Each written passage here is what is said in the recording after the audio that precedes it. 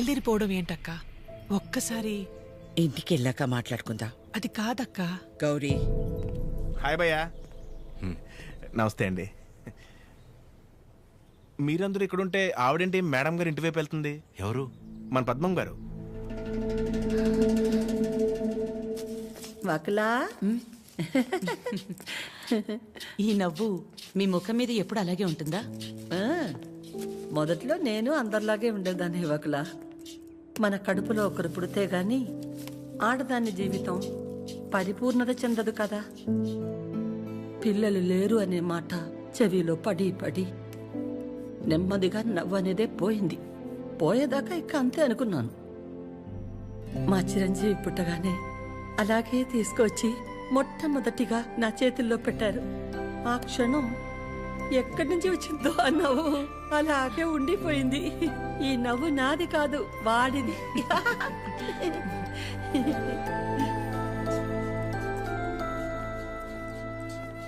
నీకు మొక్కలంటే బాగా ఇష్టమా వకులా? ఈ మొక్కల విషయంలో మాత్రమే ప్రపంచం ఆడా మగానే తేడా చూడదు. మా చిరు కూడా మొక్కలంటే బాగా ఇష్టం. ఇంట్లో ఎటు చూసినా ఉంటాయి. అన్నీ వాడి తెచ్చినవే. మా ఇంటికొచ్చి చూడాలి. ఎప్పుడు సంతటే. నవ్వు లేకుండా నిమిషం ఉండదు.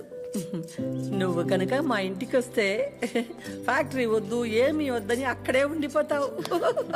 వీలు చూసుకుని ఒకసారి వస్తాం. ఒక్కసారి ఏంటి వకులా? నువ్వు అనాలే కాని ఆద్య ఇల్లు నీ ఇల్లు కదా ఏంటి? మా చిరుకి ఆద్య అంటే ప్రాణం. ఆద్యకి కూడా మా చిరు అంటే చాలా ఇష్టం. కానీ నీ గురించి ఆలోచించే మా చిరుకి ఆద్య దూరం అయింది. అందుకే అందరం కలిసి చిరుని ఇక్కడికి పంపాము.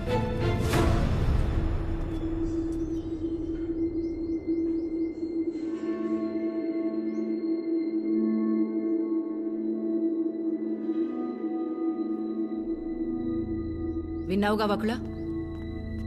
వాడొచ్చినప్పుడే చెప్పాను వద్దు, ఏదో తేడాగా ఉంది అని. నా కళ్ళకందరూ అలాగే కనపడతారన్నావు. ఇప్పుడు చూడు, నా కళ్ళకు కనిపించింది నిజమైందిగా. సరిత గారు, మాట్లాడకు. మీరు ఆడాళ్లేగా. సాటి ఆడదాన్ని మోసం చేయడానికి మనసెలా ఒప్పింది? అసలు నిన్ను తన్నాలే పట్టుకుని. అమ్మా, నువ్వు నార్మే. ఏంటి అద్యా ఇది? వాళ్ళంటే ముక్కు మొహం తెలియని వాళ్ళు. మీ అమ్మ గురించి పూర్తిగా తెలిసిందానివి నువ్వే ఇలా చేస్తే ఎలా? తనకున్న ఒకే ఒక్క నమ్మకం నువ్వు అందరిలాగానే అనిపించావు కదా. అయినా మిమ్మల్ని అనాలి. ఏం పెంపకమో ఏమో. పెంపకం గురించి ఎందుకండి? ఏ అంత రోషం పొడుచుకొచ్చింది? చేసే ముందుండాలి. ఎందుకు అలా మాట్లాడుతున్నారు? ఇంకా మాట్లాడుతున్నాను, సంతోషించండి. అక్క, ఇదంతా మనకు అవసరం. పద వెళ్దాం. ఇంకా నుంచున్నారే, పదండి. సిగ్గుండాలి. అమ్మా ఆగమ్మా. ఏ ఏ ఆగు. నువ్వు అరిచి గోల చేసేంత ఘోరం ఏం జరిగిపోలేదు ఇక్కడ. ప్రేమించిన అమ్మాయి కోసం వచ్చాడు, అంతేగాని ఎవరినైనా మోసం చేశాడా? ఎవరితోనైనా తప్పుగా ప్రవర్తించాడా? తప్పుగా చూపైనా చూశాడా? వాడికిడికి రావడం వల్ల ఎవరికైనా మంచి జరుగుంటుంది తప్ప నష్టం ఏం జరగలేదు. వకులా, పిల్లలిద్దరూ మన ఇష్టాలకు గౌరవం ఇచ్చి మన సంతోషం గురించి ఆలోచిస్తున్నారు. ఒక్కసారి వాళ్ళ ఇష్టం గురించే ఆలోచించడంలో తప్పే ఉంది.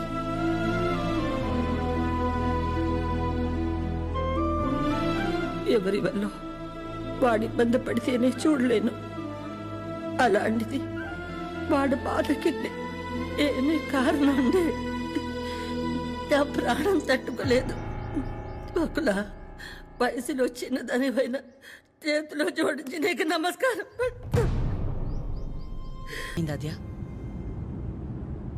ఏమైందమ్మా? నేనే నీ ప్రపంచం అంటావు కదా. నువ్వెలా ఉన్నా దానికి నేనేగా కారణమవుతాను. మరి నువ్విలా ఉన్నావంటే నాకు తెలియకుండా నేనేదైనా తప్పు చేసి ఉండాలి, లేదా నీ ప్రపంచమైనా మారుండాలి. నా ప్రపంచము మారలేదు, నువ్వే తప్పు చేయలేదు. నీ తర్వాతే నాకు ఏదైనమ్మా. తన ఫ్యామిలీని తీసుకెళ్ళిపోమని చెప్పడానికి చిరుని కలిశాను. మా అమ్మ గురించి నీకు తెలియదన్ను అంటుంటే ఏ ఉందిలే ఆవిడకి నేను దగ్గరైతే సరిపోతుంది అనుకున్నా. కానీ ఆవిడ నాకు దగ్గరేక తెలిసింది నువ్వే కరెక్ట్ అని.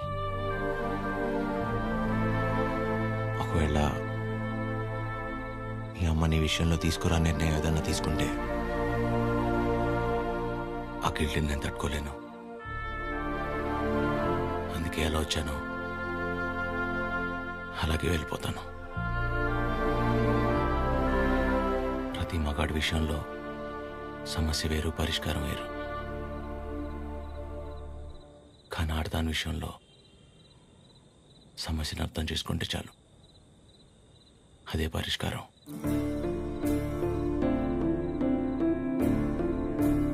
I'll miss you.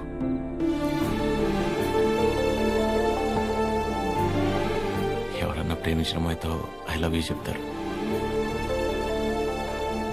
కానీ కనీసం ఐ లవ్ యూ కూడా చెప్పకుండా మిస్ యూ చెప్పిన వాడిని నేను ఒక్కడే ఉంటానేమో.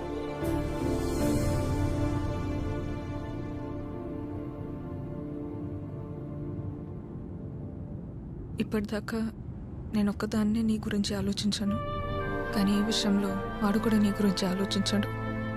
అనుకోకుండా ఆ తర్వాత రోజు ఏదేదో అయిపోయింది. అయింది చాలమ్మా. ఆంటీ వచ్చి ఏం నచ్చారు, అది నా దగ్గరే ఉండిపోయింది. కీర్తనకి ఇచ్చి పంపిద్దామని తీసుకొచ్చాను.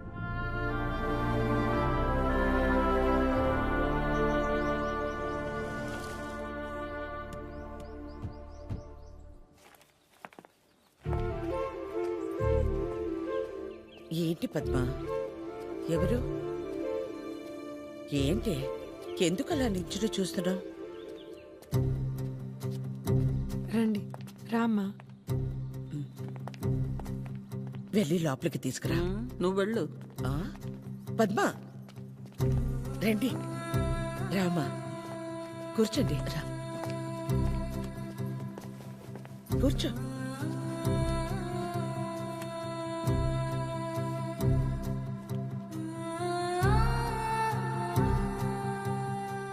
చిరు లేచిన వెంటనే నంబర్ తీసుకుని ఫోన్ చేద్దాం అనుకున్నాను.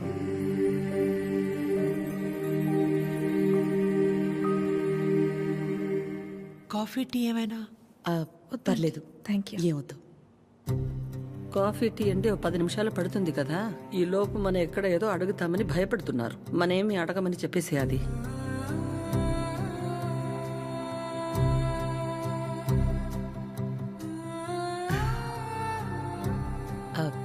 ఇంటికొచ్చినప్పుడు మీ చైన్ మా దగ్గరే ఉండిపోయింది, ఇచ్చెళ్దామని ఈ మధ్య.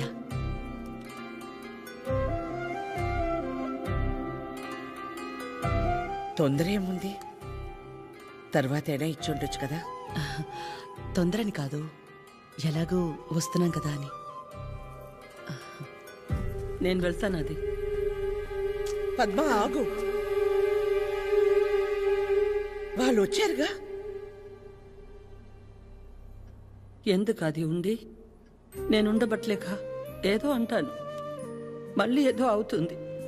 నా వల్ల అయింది చాలదా?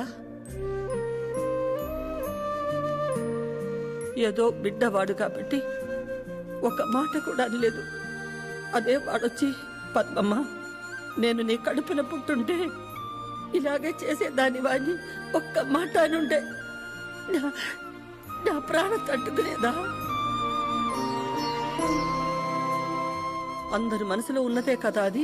నేను బయటికన్నాను, అంత మాత్రానికి అన్నెన్ని మాటలా? ఆవిడ పేరేంటి? జుట్టు ఇక్కడ దాకే సగంలో సగం ఉంటుందే. సరితలా మాట్లాడి ఉండకూడదు, తప్పే.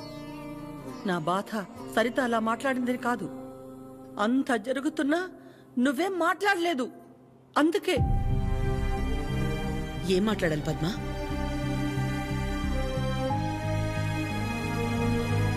నా ప్లేస్లో మీరున్నా నాలాగే సైలెంట్గా నించునేవాళ్ళు. మీలా కాదు నా గతం. మీలా ఒకరికి 10 మంది లేరు నా గతంలో. ఓ రోడ్డు దాటాలంటే ముందు చూపు మీద ఆధారపడతాం, తర్వాత వినికిడి మీద ఆధారపడతాం. అది లేదంటే సాయం చేయమని ఓ మాట మీద ఆధారపడతాం. ఎప్పుడైతే గౌరవించకపోయినా పర్లేదు, కనీసం ఆడదని గుర్తించటం కూడా తెలియని వాణ్ణి పెళ్లి చేసుకున్నానో చూపు పోయింది. నా బాధ ఇదని ఏడ్చినా మౌనంగా ఉన్న ఇంట్లో వాళ్ల వల్ల వినికిడిపోయింది. సాయం అడుగుదామంటే ఎక్కడ డబ్బు అడుగుతుందేమో అన్న బంధువులు ఒకవైపు, సాయం చేస్తాం మాకేంటి అన్న రాబందులు మరోవైపు.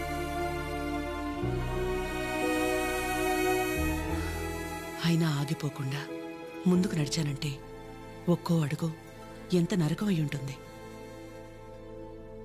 ఒకరిని నమ్మడం, దగ్గరవడం కాదని తెలిసి మనం బాధపడ్డం ఎందుకని నమ్మడమే మానేశాను. చాలా కాలం తర్వాత మీ చిరుని నమ్మాను, మీకు దగ్గరయ్యాను. మళ్ళీ అదే అంటే ఆ రోజు నేనేం మాట్లాడాలని ఎక్స్పెక్ట్ చేసావు పద్మా? వకుల, నువ్వు ఒక్కదానివైనా మేం 10 మంది అయినా పిల్లల విషయంలో మనం అందరూ ఒకటే. చిరు అనుకుంటే ఎంతసేపు మా అందరినీ కాదని ఎవరో ఒకరిని పెళ్లి చేసుకోవడం. ఆద్య అనుకుంటే ఎంతసేపు, కానీ మా అమ్మ 100% కరెక్ట్. తన తర్వాతే నాకు ఎవరైనా అని చిరుని మర్చిపోవాలి. వాళ్ళకంటే ఎక్కువగా వాళ్ళు మనమే ముఖ్యం అనుకున్నారు. ఇలాంటి పిల్లలు దొరకడం మన అదృష్టం. వాళ్ళు కలిసి ఉంటే హ్యాపీగా ఉంటారని వాడిని పంపించామే తప్ప నిన్ను బాధ పెట్టాలనో మోసం చేయాలనో కాదు.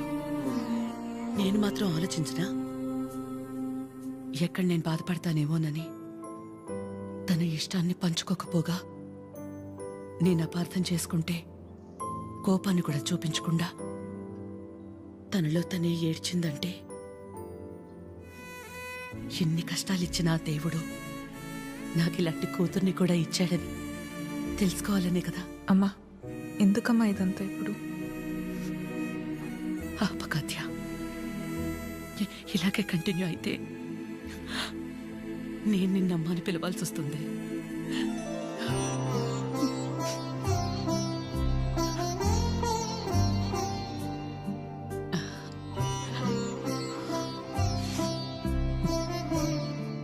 అందరూ ఒకవైపు, మనం మాత్రం ఒకవైపు ఉంటే ఆ బాధ ఎలా ఉంటుందో నాకు తెలుసు. అలాంటిది ప్రవళిక విషయంలో ఒక్కతే ఉన్న తన పక్కన చిరు వెళ్ళి నించున్నప్పుడే నాకు అనిపించింది తనందరిలా కాదని.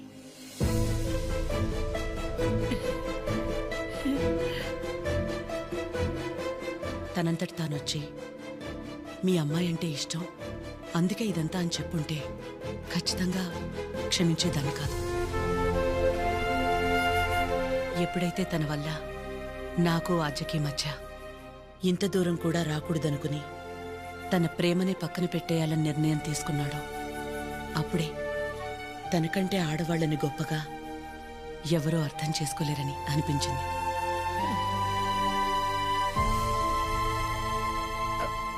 అంత అనిపించిందంటే మా చిరుకి మీ ఆద్యాన్ని ఇచ్చేవచ్చుగా. మీకంటే బాగా చూసుకుంటాం మీ ఆద్యని. చిరు ఆద్య జంట చూడముచ్చటగా ఉంటుంది. పెళ్లి చేసేద్దామండి. వాడు బాధపడితే మేము చూడలేం. ప్లీజ్ ఒప్పుకోండి. బాధ ఏంటండి బాధ? మన అందరం ఇక్కడ నించుని వాడి గురించి ఇంతగా ఆలోచించి ఇంతలా ఎమోషనల్ అయి మాట్లాడుకుంటుంటే వాడు లోపల ప్రశాంతంగా నిద్రపోతున్నాడు. వాడికి ఏం బాధ? మళ్ళీ దీనికి వచ్చింది. ఏ బాధ లేదు, ప్రేమ లేదు. పదమ్మా వెళ్దాం. ఏంటమ్మా అందరం ఒకటయ్యాక ఈ ఆడాళ్ళని ఎవరండి నిద్రపోయింది? ఎవరండి నిద్రపోయింది? 4 నెలలైంది నిద్రపోయింది. ఏ ముహూర్తాన్ని చూశాను అప్పటి నుంచి నాకు నిద్రలేదు. కళ్ళేంటి ఎర్రగా ఉన్నాయంటే షాంపూ పడిందని అబద్ధం చెప్పుకుంటూ తిరుగుతున్నాను. చిచి, ఇప్పుడు దాకా నా పెళ్లి కాకపోవడానికి కారణమైన మీరు అందరూ గొప్పోళ్ళు. అసలు పెళ్ళే వద్దని ఈవిడ గొప్పది. ఇదిగో తిన్నుందే, ప్రేమించిన ఏమైపోయినా మా అమ్మే నా సర్వస్వం అనుకున్న తిను ఇంకా చాలా గొప్పది. మీరందరూ గొప్పోళ్ళు, నేను ఒక్కడే తెంగరోణ్ణి. అరే చిన్నపిల్లోడు, అమాయకుడు ఇలా అయిపోయాడని కనీసం కనికరం లేదా మీకు? మీ ఆడాలతో యుద్ధం చేసేంత శక్తి నాకు లేదు. మిమ్మల్ని అర్థం చేసుకునేంత జ్ఞానం ఏ దేవుడు ఏ మగాడికి ఇవ్వలేదు. ఒకటే అనగలను, ఆడాళ్ళు మీకు జోహార్లు. అతే అతే అతే, ప్లీజ్ ప్లీజ్, మీ అమ్మాయి నాకు ప్లీజ్ ఇచ్చేయండి. హ్యాపీగా ఉండండి.